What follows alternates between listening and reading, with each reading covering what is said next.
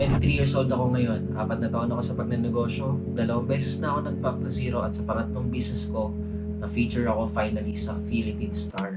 Marami na rin ako nakamit ng mga sikat na tao na ibahagi ko sa kanila ang samples ng aking mga produkto na hanggang ngayon ay tinatangkilik dito sa TikTok. Shout out Gary One Creations, TikTok shop ko yan.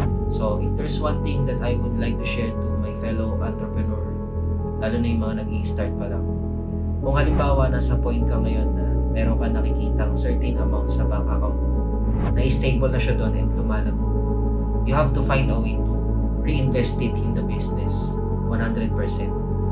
Alam mo kung bakit? Yan yung naging root cause ng mga failures ko before eh. Diba nabanggit ko, 2 beses ako nag-back to zero.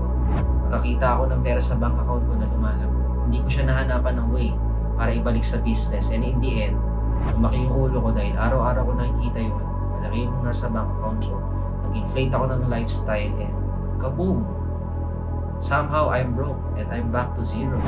Buti na lang hindi ako marunong give up. Kaya ngayon, sa pangatlong beses na binigay sa akin ng Diyos na magkaroon ng opportunity na maging entrepreneur pa din, 100% ng kita sa business, ibabalik ko sa business.